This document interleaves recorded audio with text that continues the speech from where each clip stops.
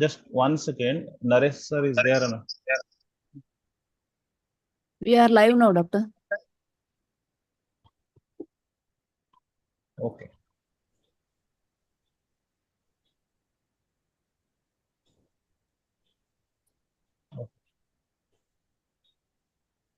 Good evening, everyone.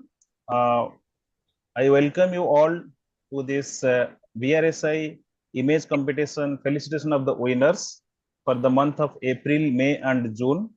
As all of us know, this is a monthly event of VRSI, and every 3 months we felicitate all the winners.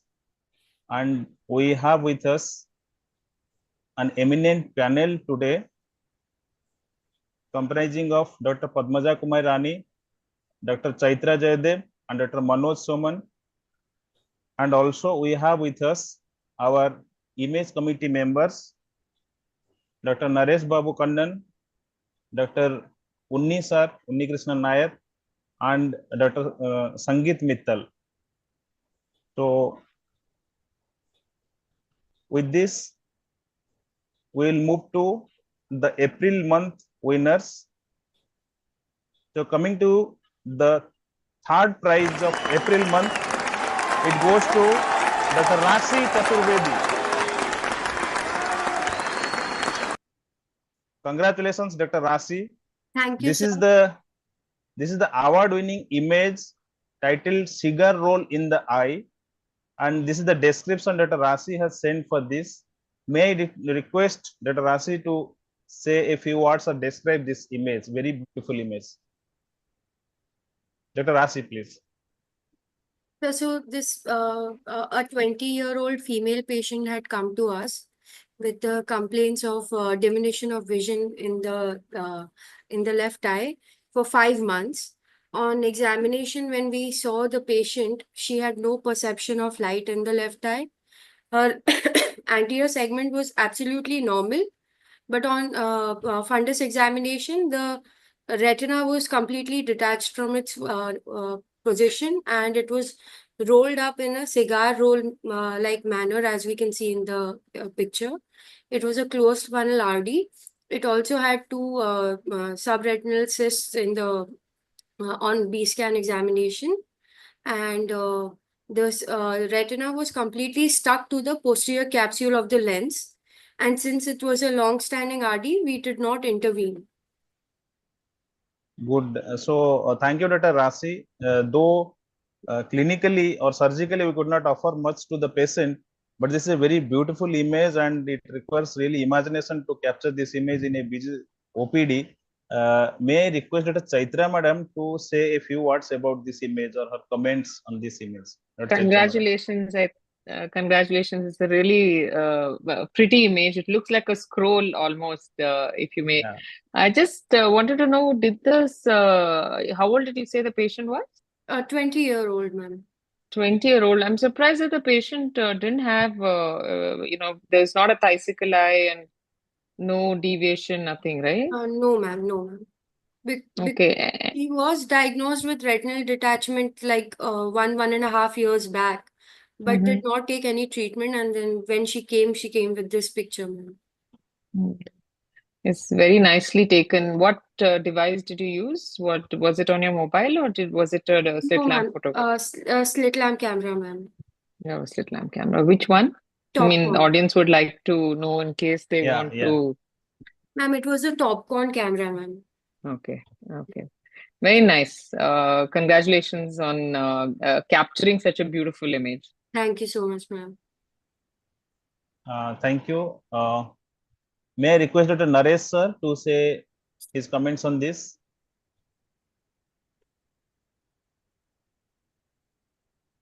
Naresh sir, am I audible? Nothing. No, you're audible. Hello? Yes, sir. Yes, sir. I can hear you, sir. No, nothing. You proceed. Actually, we'll discuss later. Carry on. Okay. Okay, yeah, sir. So thank you. Yeah.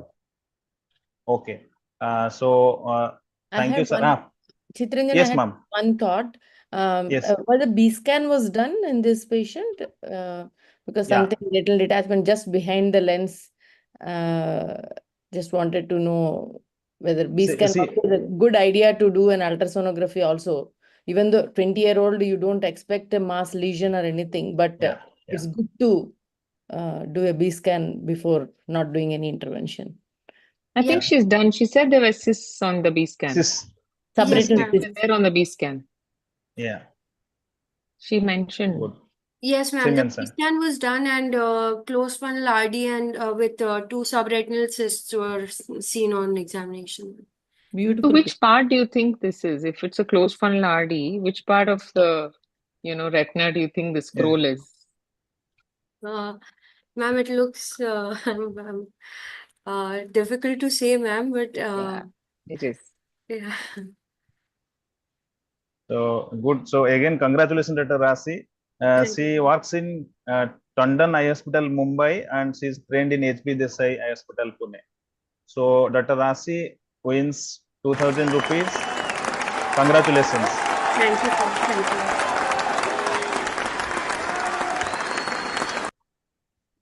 So with this, move to the second winner, Dr. Sisir Varghese.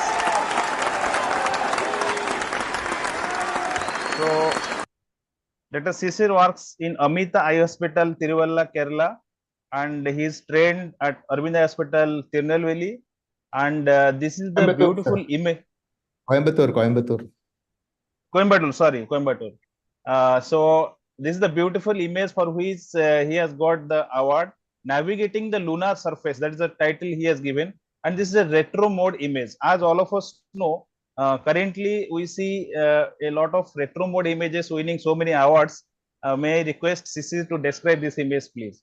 And this is the description Sisir has sent. I think he does not need this. Images, please, Sisir. Yes, sir. So this was a 50-year-old hyperopic female with choroidal folds posteriorly. B scan was done and there was no orbital mass, anything, no thyroid eye disease or any such. So this was a idiopathic choroidal folds. I mean, normally sometimes we see in hyperopic patients. So I decided to get the retro mode imaging. So as we know, it's the newest kind of imaging which uses this light reflected off the choroid, and then you get these pseudo three-dimensional images. So I just thought how it will look when when you have these folds which look like plateaus on surface of the earth, or even surface of the moon, and then you get it in grayscale, and that's how I managed to get the title. So this is like the retro mode of the choroidal folds, and this is how you see it on the retro mode imaging. Yeah, good. So may I request that Manoj Soman sir to give his inputs on choroidal folds and retro mode imaging? I personally don't have any experience with the retro mode imaging, but I think this is a wonderful depiction that is seen over here. The only thing is I would like to know from Dr. Shishir can you really comment on the depth of these folds? Why can't this be an ILM fold? An ILM fold versus a choroidal fold. Can you really make out on retro image the depth of lesions? Yeah, if you zoom in, we can get the depth of the lesion. But if it's like too much on the retinal surface, then your retro mode is not going to help you. But if it's like deep retina or in the choroid, the retro mode is going to help. So it's mostly beneficial, especially in dry age-related degenerations, where it said that you can actually count the number of drusen, and it helps to delineate the amount of drusen at the posterior pole, and it's even better than the fundus photo when you get a retro mode imaging, because that actually shows the three-dimensional nature of the drusen or drusen-like deposits. Yeah, so Manoj, if I can make a point there, the retro mode uses the IR wavelength, and that is why it goes deeper inside the eye, and the reflectivity maximum is of the RP. That's why it is imaging the RP. The same kind of image, like you said, we can get with an ILM fit on an OCT converted into an NFAS scan. So that is for people who don't have retro mode, they can get a similar image with any machine having an ILM fit segmentation, and moving the ILM slightly off the surface, or the fit off the surface, you can get an image like this, which will not be a retro mode. Retro mode is spectacular because the focusing of the infrared is on the RP layer. the RP delay. That's why it is supposed to bring out the bumps of the retina better. And also, I think it is very useful in sub-threshold lasers. Yeah. I think it is the only modality which can actually look at the laser burns after a sub-threshold laser. Okay.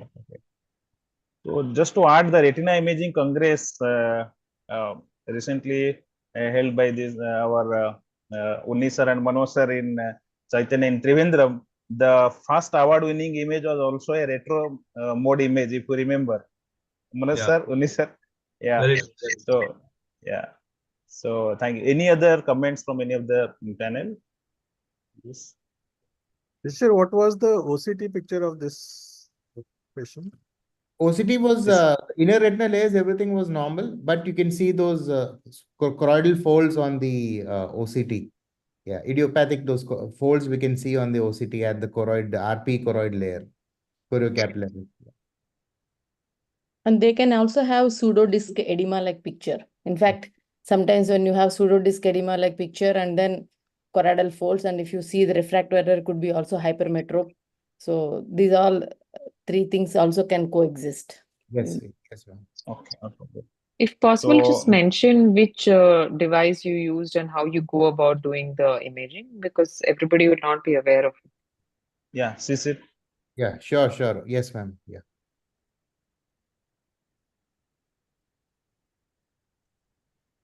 So, okay. So again, Sisir, congratulations.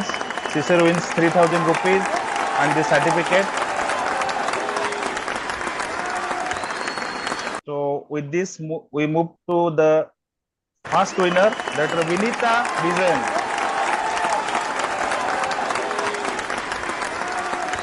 Dr. Vinita is working in Chaitanya Eye Hospital, Trivandrum, and this is the very beautiful image titled "The Ominous Rise of an Apocalyptic Mushroom Cloud." This is a very beautiful image, and the description we can see over here. We would like to hear it directly from the winner, Dr. Vinita. Dr. Vinita, please. You're muted. Am I audible? Yeah, audible. Thank you, VRSI, for this opportunity. So this is a patient. He's a 75-year-old gentleman who had no comorbidities. He gave a history of trauma over the right supraorbital area 1 month back. He presented after 1 month to us, sustained a lacerated wound. And on examination, his vision was counting fingers 1 meter in the right eye, and intraocular pressures were normal. The fundus examination showed a large boat-shaped area of subhyaloid hemorrhage obscuring the fovea with some pre-retinal hemorrhages above the arcades. And the OCT, as you can see, it shows a localized hyaloid detachment with underlying homogeneous reflectivity, with the presence of a full thickness macular hole with hyperreflectivity through the stalk-like projection within the FTMH, and the migration of blood to the subretinal space down across a breach in the disrupted Brooks membrane. So basically, we had advised the patient for a phaco with foldable IOL, pars planar vitrectomy, ILM membrane peeling, fluid air exchange, endolaser, and gas injection. But unfortunately, patient was lost to follow-up. He didn't present to us after that. Okay, but you captured a very nice image. Again, congratulations. And may I request Sangeet sir for his comments on this? Sangeet Mittal sir.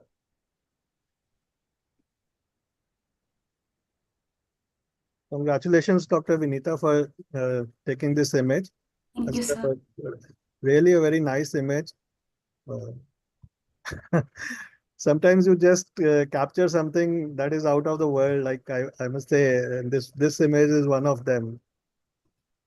Yeah. Do you have a fundus picture also of this patient on this?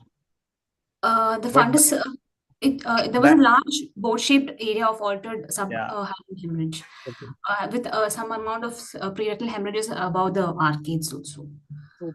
So again, very difficult to take a OCT through subhyaloid hemorrhages, and getting such a beautiful image is really remarkable. And sir, I have a question for the panel, like anyone, from the OCT only, can we make out whether sub-hyaloid or sub-ILM, anything, any clue from this only, or during intra only we can know? You can see in OCT, Chittaranjan. I think Shukla sir has joined today. No, sir, he has some commitments, he told. Okay, because he has published actually with him, we have published actually. There was a nice case where most of this Valsalva sometimes even trauma also at some ILM, then Yeah. sub-ILM. And you can make it in OCT easily actually. Okay, I think you are that American Journal of Ophthalmology image, Yes, that yes. one you are telling? Yes, Okay, same. correct. Okay. So good again, congratulations, Dr. Vinita. Yes. And Dr. Vinita wins 5,000 rupees and a certificate for this beautiful image.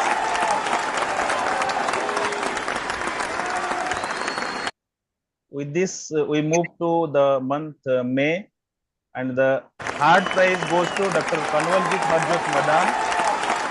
She is from Tindai Hospital. So she has told that she has some conference commitment, so she has not joined. But this is a very beautiful image. A bright moon always has a dark side, and this is the description she has given. Basically, this is a retinal astrocytic hamartoma, the hyperfluorescent lesion. We are seeing a mass lesion over here in a diabetic patient. So our panel, we can discuss in her absence. Basically, retinal astrocytic hamartoma, we all know that these are all benign lesions in tuberous sclerosis we get, and OCT images through this we have seen and we have probably published. But FFA is a very nice and innovative idea, and can we discuss this FFA of retinal astrocytic hamartoma? Actually, Chittaranjan. Yes, sir. If it would have been autofluorescence, it would have been even more beautiful, I think. Okay. In this case, And probably the FFA was done for the diabetic retinopathy part. Yeah. So this is accidental discovery. Yeah. Actually, And hematoma is highlighted because the background is dark, as the patient was totally ischemic in these areas. Otherwise, it won't be that highlighted. Yeah. But can we describe the hyperfluorescence by pulling or staining something this, sir, or like how we describe the hyperfluorescence? I think increased blood supply only can increase, or it's a late staining. I think this patient I saw later. Because this looks like an elevated lesion. Yeah. And it's an elevated lesion. These astrocytomas can be flat or elevated.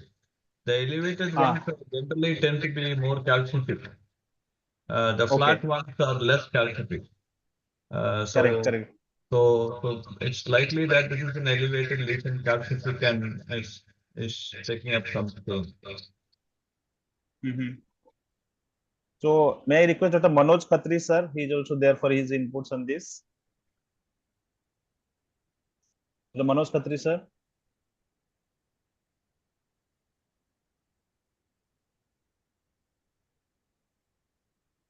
Okay. So again, congratulations, Dr. Kanwaljit Harjot Madan. She wins the third prize, 2,000 rupees and a certificate. And we move to the second prize. Second prize is owned by Dr. Shweta Suryakant. And this is a very interesting image. A stitch in time saves 9. That's basically a reperfused CRAO. This is the description she has given. May I request Dr. Shweta to please describe the image. And just once again, she works in Vasan ASG Eye Hospital, Bangalore.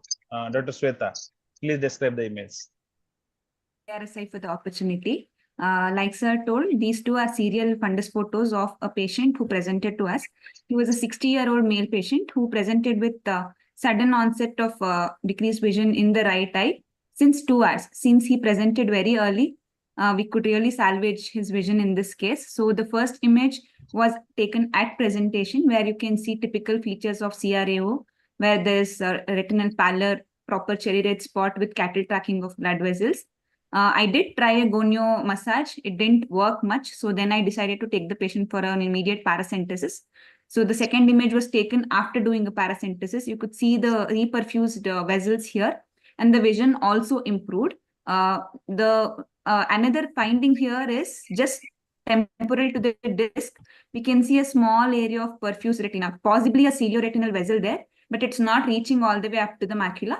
So that has not really made any change to the vision.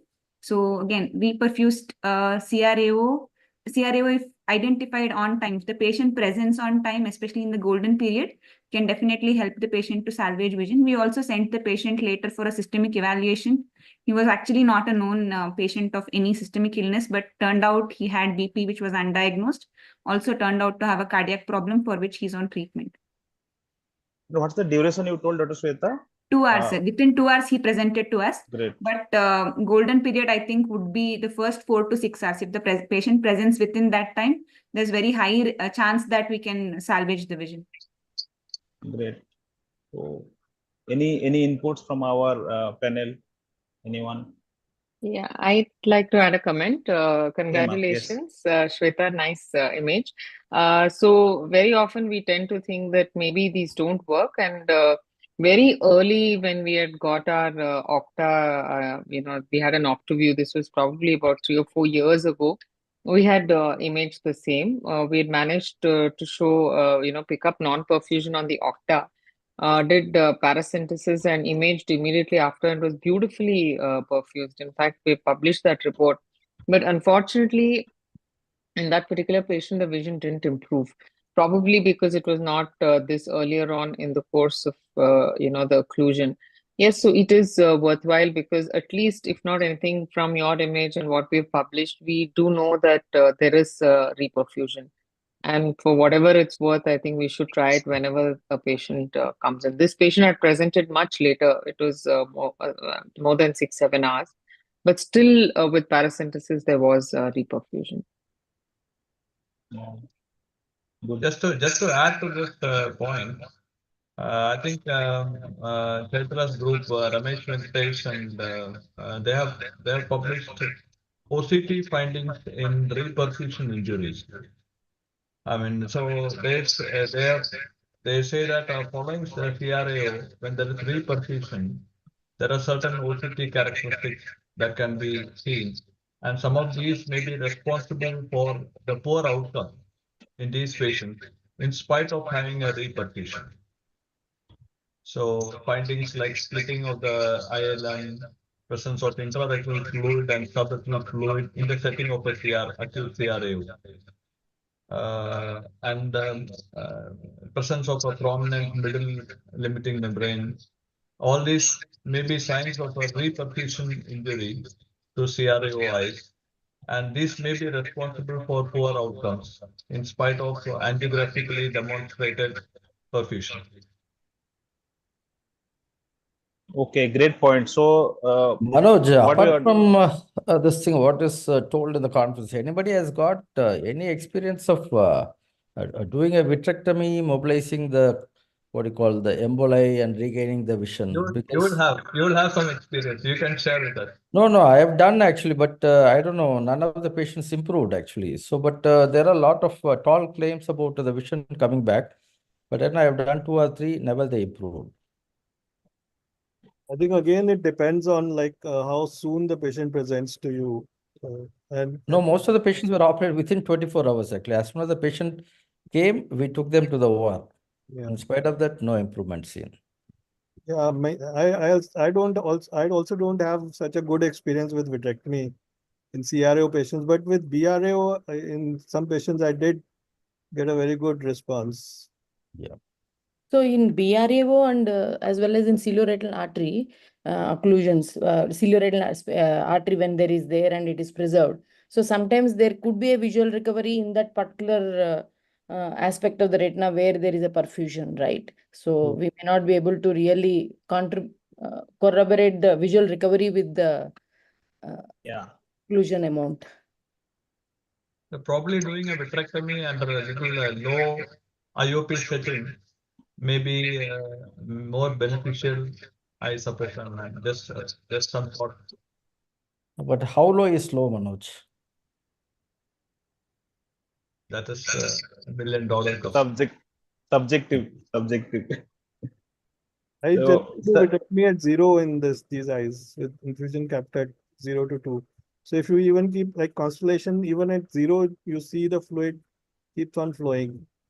But still, CRO, I didn't have a very good response even after I've done something like 5-6 cases, but none of them got a very good recovery.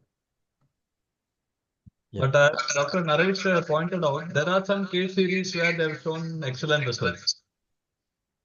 Yeah, So, maybe they are doing something different. I don't know. And Naresh yeah. will be able to tell better. He must have gone through those series. Actually, Chittaranjan has got a big series of CRIO. When he was here, he has published.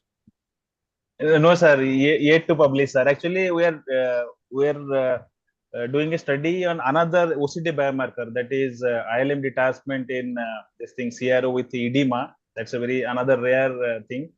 But we are going to, a manuscript is ready. We are going to publish. Uh, and just to add to this, sir, we had a ciliary-retinal artery occlusion, exactly like this case, Dr. Shweta's case.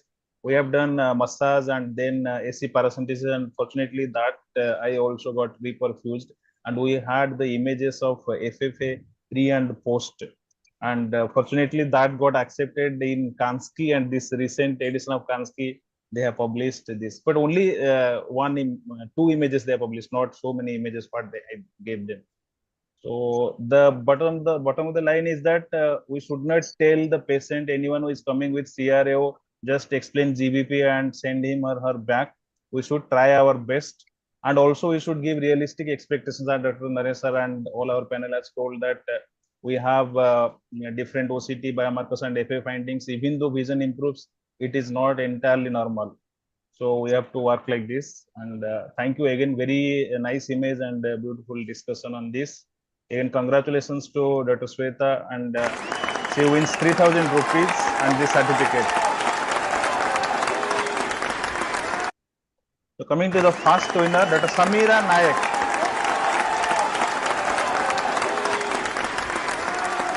Dr. Samira works in LV Prasad Eye Institute, Vijayawada, and this is a very beautiful image titled "Perfection in Imperfection: A Case of Autosomal Recessive Bestrophinopathy." We can see hyperautofluorescent heart-shaped lesions, very symmetrical in both the eyes. This is the description Madam has described about this image. May I request Dr. Samira to please tell about this image, Dr. Samira. Thank you. And thanks VRSI for this opportunity. This is a 40-year gentleman with a year-long vision decline presented to our outpatient department with central yellowish-orange lesion in both eyes. And his best corrected visual acuity was 20/25 N6 in both eyes. And his retinal autofluorescent imaging revealed heart-shaped hyperfluorescent lesion on the macula. We did optical coherence tomography, OCTA, electrooculogram, and electroretinogram, and all are consistent with autosomal recessive bestrophinopathy. We did a whole exome sequencing, and it revealed best one gene pathogenic variant, where exon 4 was involved, where there was replacement of arginine with serine, and there was, in autofluorescent imaging, you can see that the lipofuscin, which is very much evident as hyperautofluorescent.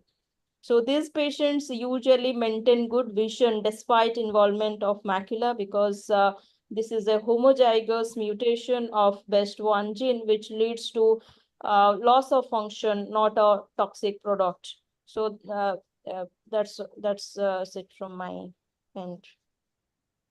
Great, ma'am. Padmaja ma'am wants to say anything. I think we can take from this picture all Valentine cards anyone want to send. There has not one, but two. I think excellent picture. I have never seen like this. I've seen some this kind of heart-shaped pictures in OCTs sometimes, but not in autofluorescence. It's amazing. So one point about this Western neuropathy is that recently we gained some experience in these cases that because when the patient comes to a retina specialist, it's very important to also to check them for angle closure. They can have an associated angle closure, and which, like for example, where the patient comes into which department first also sometimes makes that judgment. So it's important to rule out angle closure in these patients, because sometimes when that presentation they will be 20, 25 and 6. Had one follow-up case, like after few years they can have actually glaucoma due to angle closure related disc damage. So it's important to rule out angle closure in these patients by doing gonioscopy. Otherwise, excellent picture. Yeah. And Dr. Samira, which machine you used? Claris or? Yeah, this is Claris. Claris, okay. Guys, Claris, yes. Yeah. So good again, congratulations, Dr. Samira, and you wins 5,000 rupees and the certificate.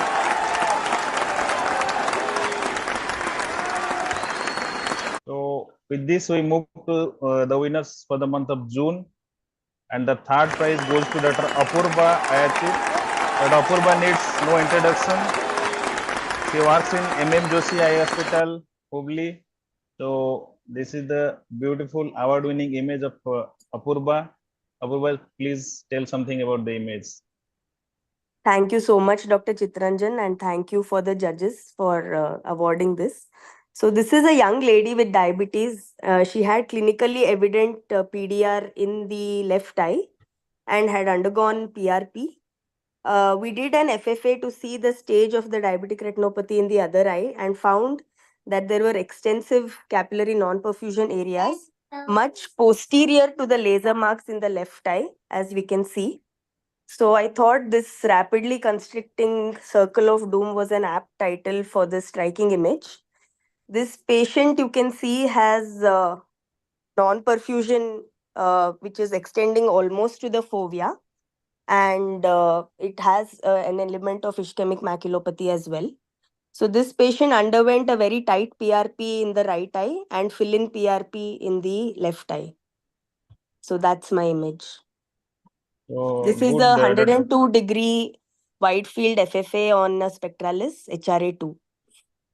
Okay, okay, good. I have a Was question. the vision, Apurva, in this? Ma'am, actually, I was telling Dr. Chitranjan, I honestly don't remember much of the clinical details of this patient. I sent it very long back. Yeah. But because I probably have this patient, looking at the images, probably this patient had fairly good vision. Especially in the left eye, there's not much of ischemic maculopathy. In the right eye, you can see that there is a loss of circularity of the FAZ. Yeah. Because I have one patient who had like this only 25-year-old young patient who came with 20/20 N6. And what we have imaged is by using the Octa with significant macular ischemia. So I did FFA to just rule out whether what circulation was actually giving that vision of 20/20 N6. Over the time, the patient, as you said, it is like a circle of doom. Slowly, the traction, in spite of doing lasers and everything, ultimately patient peripapillary traction started and everything. And then slowly in 3-4 years, his vision now after surgeries and everything stabilized at 21/25. So even I have a question. Have you Yes, sir. suspected the SLE in this case? Because this sort of picture we come across quite often in SLE. In fact, patients having this, what do you call? Even ROP, oxygen-induced retinopathy, also those APROP. No, but in case of adults, I am saying SLE, very Yes. commonly we have seen this picture. Yes, sir, absolutely, sir. Since this was a young lady, definitely we had ruled out autoimmune conditions. We even checked the BP on both the arms to rule out any Takayasus.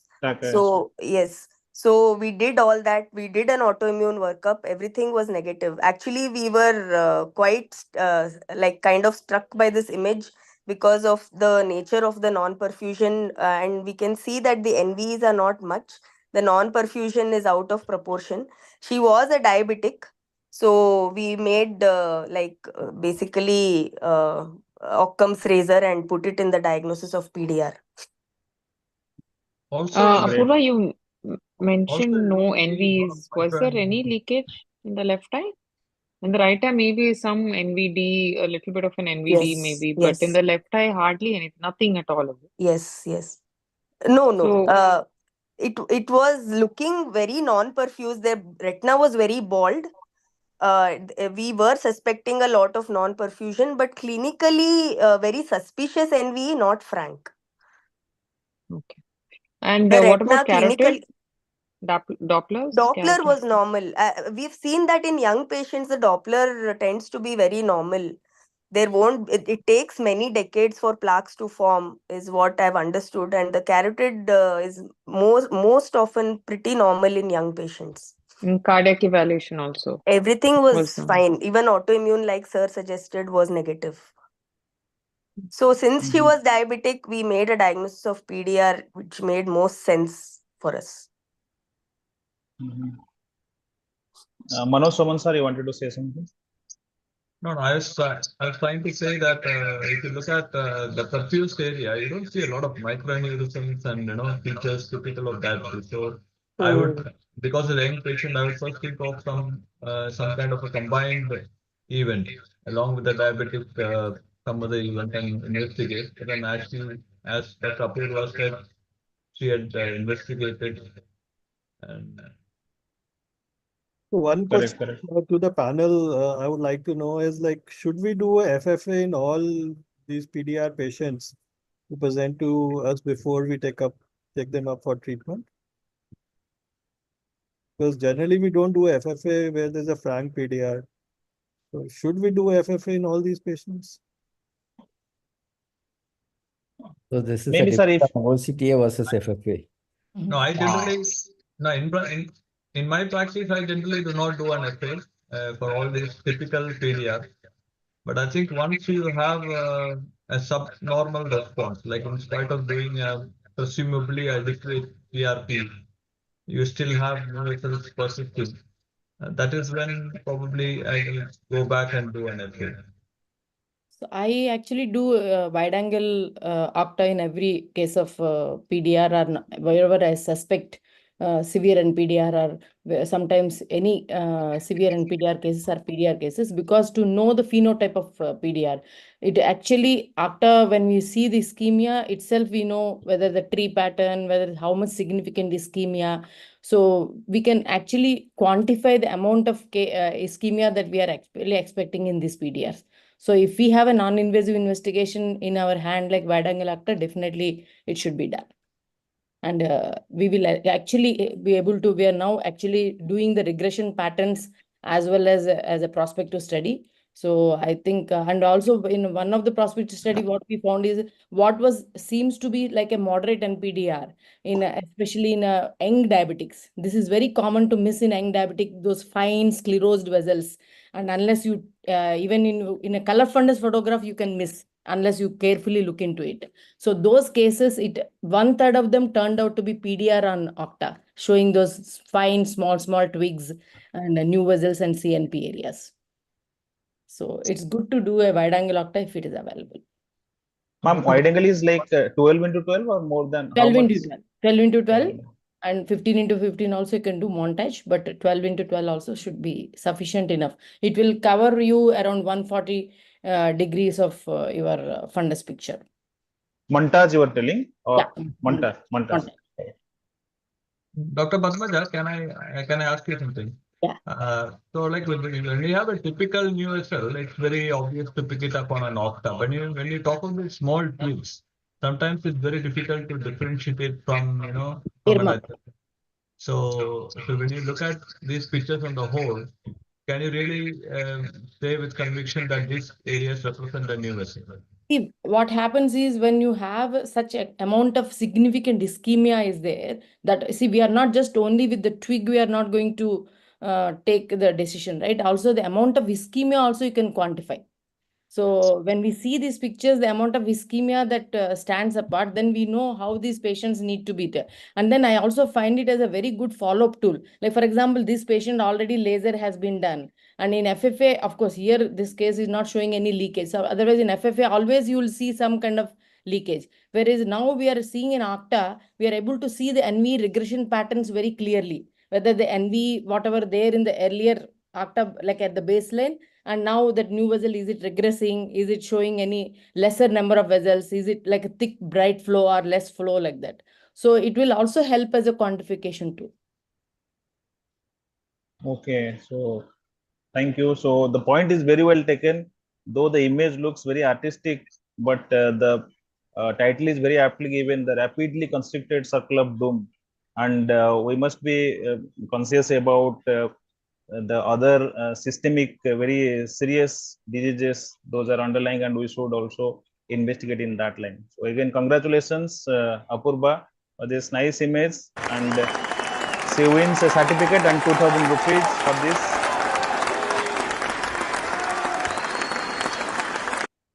Coming to the second winner, Dr. Rajiv Gandhi Mahavir.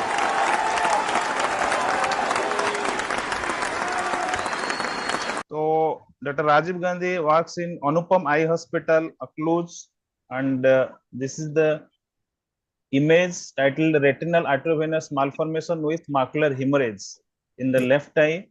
And this is the description Dr. Rajiv Gandhi has given about the image. May I request Dr. Rajiv Gandhi to please describe the image.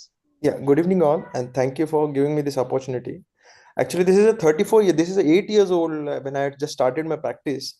The 34-year-old came with sudden loss of vision in his left eye. He had he was non-diabetic and non-hypertensive, and he gave a history of just bout of cough, after which he had decreased vision in his left eye. So anterior segment was normal. When I saw the fundus, he had large arteriovenous malformation, as you can see, tangled vessels all over, and just a small premacular hemorrhage which was seen. So he was just, I was just confused. Like when I was new, I just finished my fellowship.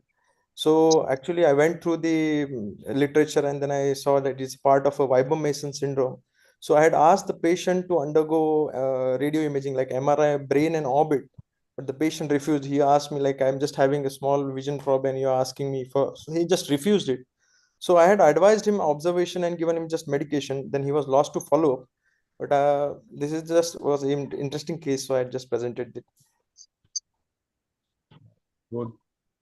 So any comments from our panel? Because this small image also does not qualify for a laser hyalotomy or something. Whether we should do only observation or anything else. It was very small macular hemorrhage. Yeah, very small. Yeah. Any comments from our panel?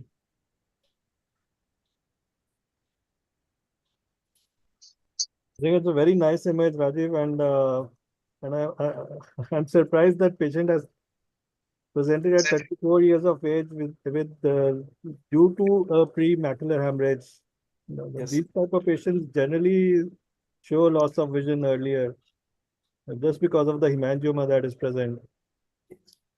He actually had no other. Observation is the only choice here. We should not do anything else in these eyes. Yeah, correct. Good. So congratulations. Dr. Rajiv mentioned the more important thing is to look for systemic association. Yeah. Doing an MRI of the brain and trying to look at occultations. I think the premacular hemorrhage as such is not of significance, and obviously we don't have a follow-up, and if follow-up there is increase, then probably we have to think of some kind of a management. That's correct. Dr. Rajiv, did you show this image to the patient when he was showing? Yes, I did telling show you a it. very trivial. Yeah, I did show What did the he say? image to the patient. And he was surprised to see even like, but then he refused because I think he was just a daily laborer. So he just refused. So Even financial issue. Yeah, I know. I had asked him that I'll help him, but then he just refused. That he's like, if something else happens, like if something he was diagnosed, then he was very afraid of cats. So he just refused. And I'm sure that the premacular hemorrhage recovered because he didn't come for a follow-up. Otherwise, the patient usually comes if the vision doesn't improve.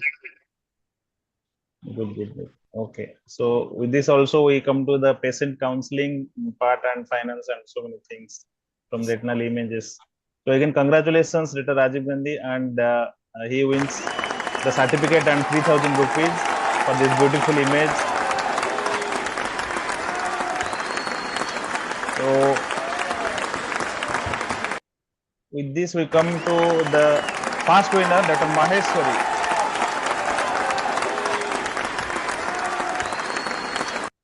Dr. S. Maheshwari works in Vasana Hospital, Mysuru, and she is trained in Arvind Hospital, Coimbatore.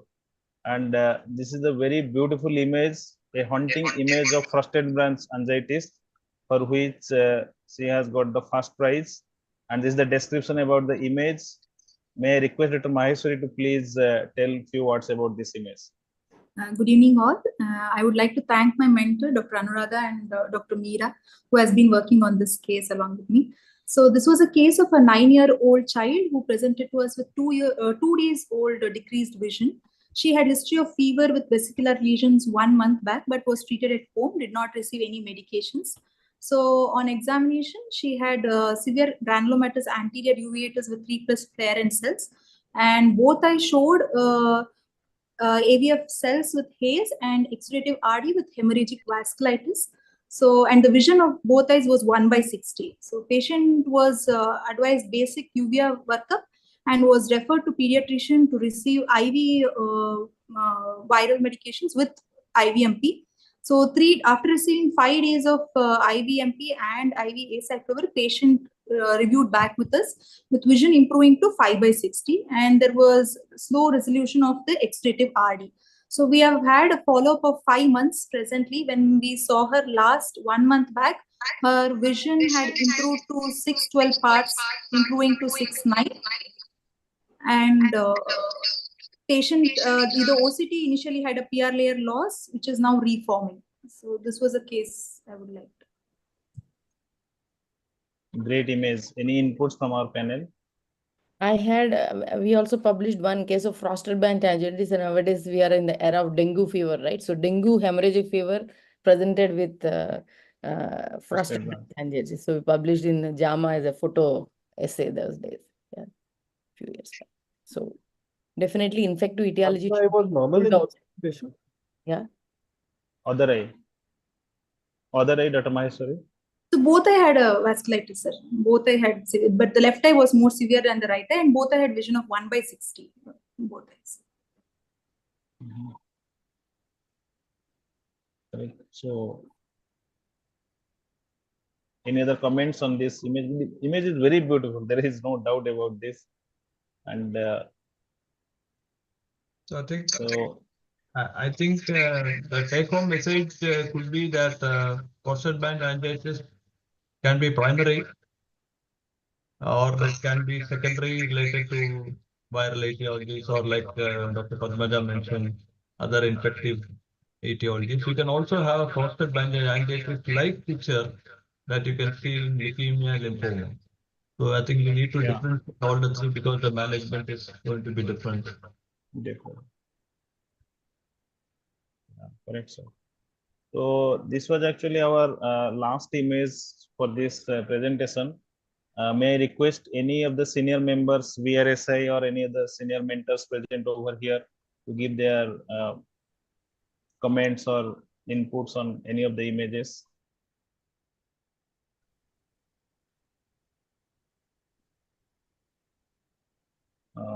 If not, I'll ask Sangeet Mittal sir to say his words of wisdom for this, because he is very actively involved in our committee member. So for the people, basically to persuade them for submitting more and more good quality images for the competition. That Sangeet sir, please.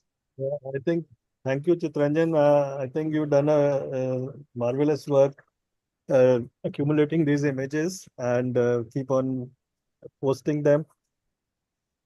I just like to say, just whatever you see, just keep on posting to the VRSI website. And all these images, we don't take a copyright, so you can publish it anywhere else also. But you qualify for the award from the VRSI. So I'll just say, just keep posting. And Chitranjan, I've seen that the quality of images when we started was not that good, but it has improved exceptionally well with these. Nowadays, we are getting very good superlative images, and I think that is a good sign. We should keep on advertising this competition time and again, into the VRSI members group. I think now we have a VRSI members group. We should, I think, keep on advertising this into that WhatsApp group so that we can get more and more images. Thank you, sir. May I request Naresh sir for his words. Naresh sir, please. Nothing, Chitranjan. No problem. Because Because one thing more like I would like to say is like, can't we have now a bigger poll? Like we are just choosing 5-6 images per month. Can't we have a bigger poll now? Because now we're getting a lot of good images. Earlier we used to get. No, sir, I'll tell you the truth. No. The fact is that we are not getting many images actually. Yeah. It is not proportionate to the number of members we have in the association. The participation is very, very, very less. And another problem is only the people who are sending or again repeatedly sending. Very rarely we get new members sending. So as you said, we keep actually promoting, but I don't know, somehow it is not amusing the people actually. So we have to do something more to make people amused about this competition. One thing, sir, we have so like here, because all senior members are there and everyone has fellows working under him or her, so may I take this opportunity to actually reach out to you people to tell your fellows and your residents to submit, because I know everyone, all senior people sitting over here, they have a kind of library or bank of images like this. So some images, if they send to VRSI, and as Sarah told rightly, there is no copyright with the VRSI. They can send it to somewhere else, they can publish, or they can send some other cover page and all also. So just requesting you all to persuade your juniors to submit images for this VRSI image competition. Now, one, can I make a suggestion? Why don't we select the best few images of the year and publish it in IGO or something like that? That will be a better recognition. So the first part we are doing. The second part is with ISO editorial board. So we cannot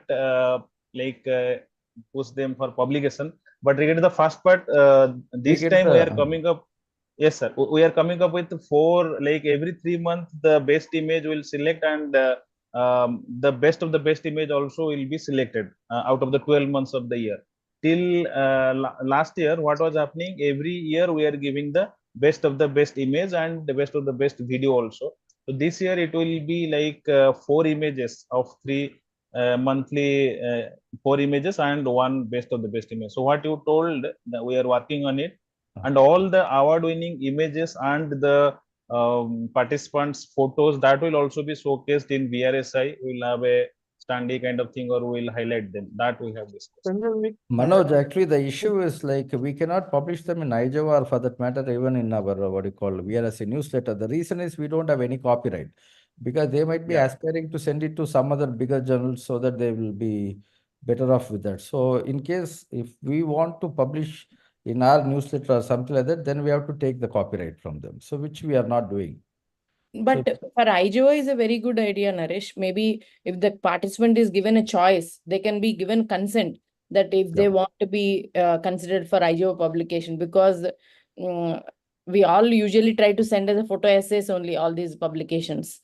So I think it will be a good idea to promote that publication aspect. Then I think more competition will be there. Similar like ASRS Retina Hall of Fame, we can also say VRSI Retina Hall of Fame, and then similar category. And then, as you said, already you are planning a session in VRSI. I think these are all good ideas to No, already we had actually this. Actually, initially only we were sitting, then we formed a panel for this since last year, and we have the best of the images. The problem with IJO is, again, it is up to them to accept that actually. But we can probably consider from as a society, if we consider a proposal to them, probably might help. Because what I feel is ultimately when I see, for example, in OPD, a good image, you generally tend to send as a photo essay for a publication rather than for a competition. So that is the natural first reaction of because you want to teach something through that photo essay, some kind of learning point. Even BMJ case reports, when you have an institutional subscription, we publish many photo essays like this. So I think that is a very natural reaction for us to do. Even BMJ case report subscription, there also we can actually put these photo essays of something like that.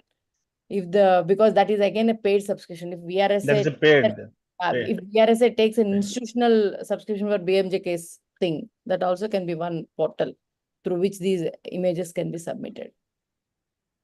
Okay. IDEO itself has its own competition, which is going on. I think they publish their images. Yeah. But a VRSI newsletter, I think, is a good idea because I don't think you need a copyright for that because it's not a, what do you say, PubMed journal or something like that. You can still go ahead and No. put it somewhere else. No, sir. But again, in that case, what will happen if the author, they want to submit it somewhere else, they need to take a permission from the editor of VRSI newsletter. That other journal will ask for this definitely. Once this has happened to me. So that is there. But good point. Actually, we have discussed like this IJO as a institution, we can reach out to them, or BMJ case reports, institutional kind of subscription. These two things are good. We will discuss with all the EC members and we'll see what is their comment on this. Thank you. Yes, sir. So thank you everyone. Thank you for your time, and again congratulations to all the winners. Keep submitting your good images, and thank you the panel, the seniors, for very nice discussion. I'm very sure that all the audience they would have been benefited, and it's there in YouTube and in VRSI website also. So people are encouraged to go and watch this. So thank you everyone. We come to the end of the meeting. Thank you. Good night. Thank you. Thank you.